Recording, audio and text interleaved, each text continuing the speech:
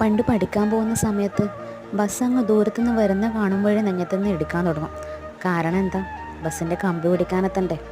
അങ്ങനെ ബസ് വന്ന് നിർത്തി സ്റ്റെപ്പിൽ കാലെടുത്ത് വെക്കലും ഡ്രൈവർ ഓമൻ ബസ് വിടാൻ തുടങ്ങും. പിന്നെ ഇപ്പുറത്തെ അറ്റത്തുനിന്ന് അപ്പുറത്തെ അറ്റത്തേക്ക് എത്തിപ്പെടാൻ കുറച്ചങ്ങ് പണി വിടും. ഷാള് വറക്കുന്നുണ്ടാവും, ബാഗ് വീഴാനാവുന്നുണ്ടാവും, മുടി വറക്കുന്നുണ്ടാവും.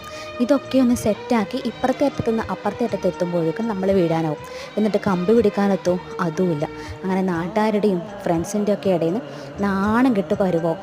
അപ്പോൾ ഞാൻ ചിന്തിച്ചിട്ടുണ്ട്, എൻ്റെ വീട്ടിൽ സ്വന്തമായിട്ടൊരു വണ്ടി ഉണ്ടായിരുന്നെങ്കിൽ ഇത്ര ബുദ്ധിമുട്ടേണ്ടി വരില്ലായിരുന്നു എന്ന്. നിങ്ങളെല്ലാവരും ഇതുപോലെ ചിന്തിച്ചവരായിരിക്കൂലേ? അങ്ങനെ കഷ്ടപ്പെട്ടത് കൊണ്ടാണെന്ന് തോന്നുന്നു കല്യാണം കഴിഞ്ഞ് 6 വർഷമായിട്ടും എൻ്റെ കെട്ടിയവൻ എന്നെ ബസ്സിൽ വിടാത്തത്. അതുമാത്രമല്ല, ഏത് ചെറിയ യാത്രയിലും ഒരുമിച്ച് ഒപ്പരം തന്നെ ഉണ്ടാവും. ഇനി അഥവാ ബസ്സിൽ പോകണമെന്നുണ്ടെങ്കിലും അന്നത്തെ പേടി ഇപ്പോൾ ഇല്ല കേട്ടോ. നിങ്ങൾക്ക് എങ്ങനെയാണ്?